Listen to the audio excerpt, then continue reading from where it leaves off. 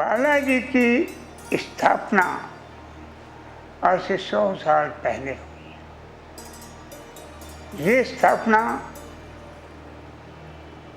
एक चमत्कार हुआ है। एक बहुत ऊंची पहाड़ी के ऊपर एक मूर्ति की स्थापना हुई। जिस टाइम ये बालाजी की स्थापना हुई है उस टाइम महंत जी, पुरी जी महाराज नींद में ही चलते हुए अपने आए और वो उनको एक सपना ही ऐसा आया, और सपना कह लो या नींद कह लो, जब आए तो देखते क्या हैं, एक बहुत बड़ी पहाड़ी के ऊपर वो मूर्ति स्थापित है और उसको बहुत बड़ी सेना आ रही है। और जब सेना उन तक पहुंची, पहले तो वो डर गए, लेकिन उनको नमन किया मूर्ति को उस सेना ने, और वे वापस चली गई। वही मूर्ति बालाजी के नाम से आई। हजारों टन सोना उस मूर्ति के ऊपर था। जैसे जैसे इतना सोना निकाला गया और उस सोने को जब ये पूरा सोना इकट्ठा करके और गंगा जी में परवाने के लिए ले गए, तो गंगा जी कासगंज में थी और ये दौसा के पास। और मूर्ति के सोने को जब ये लेके जा रहे थे तो कभी उसका वजन बढ़ जाए, कभी उसका वजन बढ़ जाए। तब वहाँ के टीटी ने कहा कि भैया ये सोना वैसे ही जाएगा। अब वो सोना गंगा जी ले गए और वहाँ परवा दिया। उसके बाद वो जयपुर और दौसा के बीच में एक जगह बियाबान जंगल था, इस जगह में वहाँ इस मूर्ति की स्थापना हुई। फिर ये जब लौट के घर आए हैं गोविंदपुरी, तब वो क्या देखते हैं कि फिर उनका सपना टूटा है और उन्हें हनुमान जी के दर्शन। बोले यहाँ पर बालाजी की स्थापना होनी है और आपने इसको देखना है। तब उन्होंने कहा कि महाराज ये स्थापना का औचित्य क्या रहेगा। उन्होंने कहा इसमें बड़े बड़े लोगों के संकट दूर होंगे, सब काम आपने करने हैं। तो उस मूर्ति को जब स्थापित किया गया, उसके साथ भैरव बाबा की मूर्ति और उसके साथ प्रेता सरकार की मूर्ति का स्थापना हुई। और वहाँ पर भक्त लोग आते थे, बहुत आए हैं और उनकी कष्टों का निवारण हुआ है। और सभी के कष्टों का निवारण होता है। हर टाइप के भूत प्रेत बाधा संकट वाले सब कोई आते हैं, सबके कष्टों का निवारण। आज ये सारी जगह इतनी ज़्यादा बढ़ गई है, अब वहाँ दुकानें खुल गई, सब बाजार बन गए, होटल बन गए। अब उस जगह पर रौनक शुरू हो। मंगल और शनिचर को यहाँ मेला लगता है। 25,000 30,000 यात्री आता है और अपने संकटों का समाधान।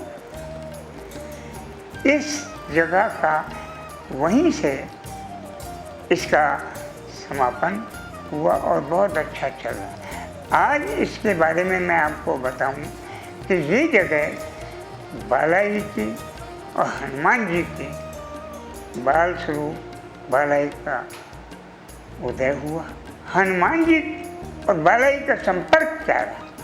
संपर्क सबसे बड़ा यह है कि हनुमान जी को राम जी का वरदान मिला है कि आपने बाल स्वरूप हनुमान जी के रूप में और अपनी प्रसिद्धि के रूप में दोनों तरह से यहाँ के संकटों का समाधान, लोगों के संकटों का समाधान करना है और आपने हर एक के दुख दर्द को सुनना है। इसलिए ये महत्ता है यहाँ बालाजी की।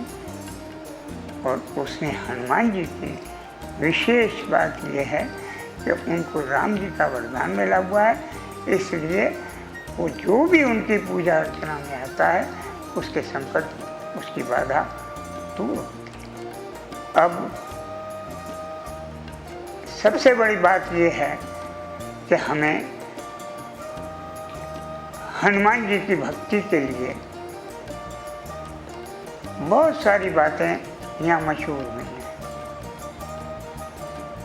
कई लोग ऐसे आते हैं जो घर में इनके खाने पीने को भी कुछ नहीं होता, लेकिन प्रभु की ऐसी कृपा होती है, यहाँ से वो मालामाल होके जाते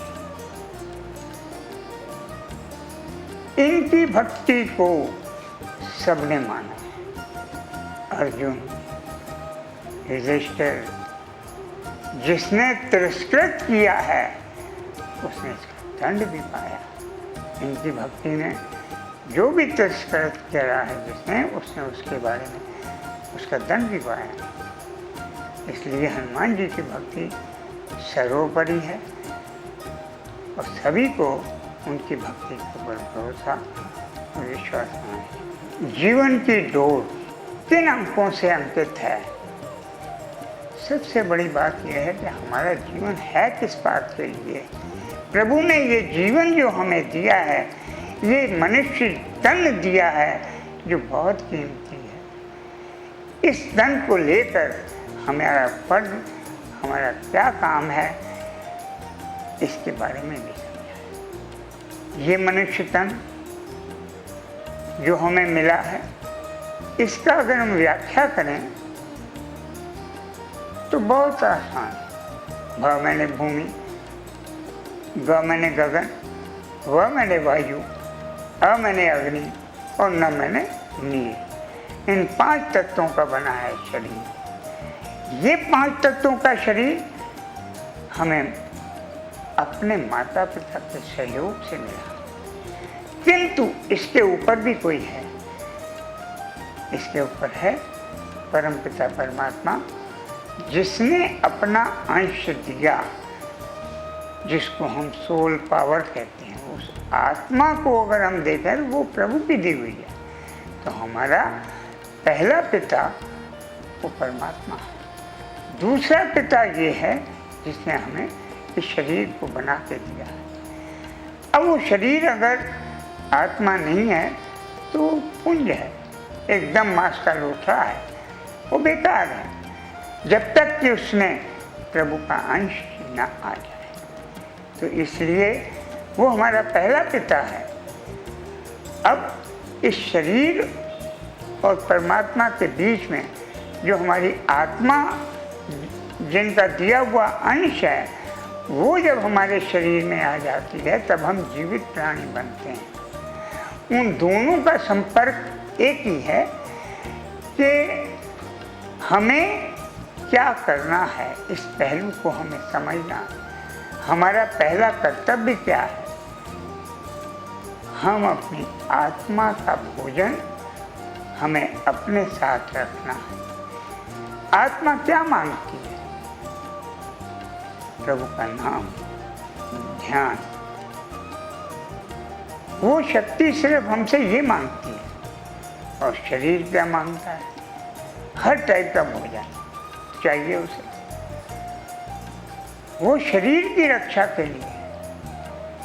किंतु हमें शरीर को अगर हम ऐसे समझें कि ये तो हमारा नौकर है, अगर नौकर हमारा सही नहीं है, वो विलासिता में पहुंच गया, तो हमारी आत्मा का भोजन हम नहीं दे पाएंगे। उस आत्मा के भोजन का जब हम ध्यान रखते हैं तो हम शरीर को तवज्जो नहीं देते, हम उसकी तरफ ध्यान नहीं देते, तो हमें कोई फर्क नहीं पड़ेगा। शरीर को अगर 5 रोटी खानी है तो हम उसे 4 पे खत्म करें, एक कम दें, जिससे कि हमारे अंदर कोई आलस, कोई ऐसी बात ना आए जिससे कि हम अपनी पूजा अर्चना से वर्जित। हमें वो रखना है ख्याल, जिससे कि हम अपनी आत्मा की ताकत को बनाए रखें। आत्मा की ताकत और वाह्य समाज ने दिया हमें मन की ताकत। मन और आत्मा दो अलग पहलू। आत्मा की खुराक है सिर्फ प्रभु का नाम, और मन की खुराक जो वाह्य समाज ने दी है उसके 5 सिपे चला आ रहे हैं: काम, क्रोध, लोभ, मोह, अहंकार। ये 5 सिपाही हैं मन के। 5 सिपाहियों ने बहुत उद्यम कर रखा है,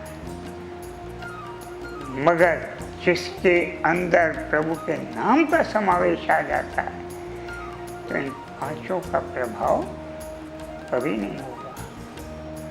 हमारा जीवन इसी बात पे है।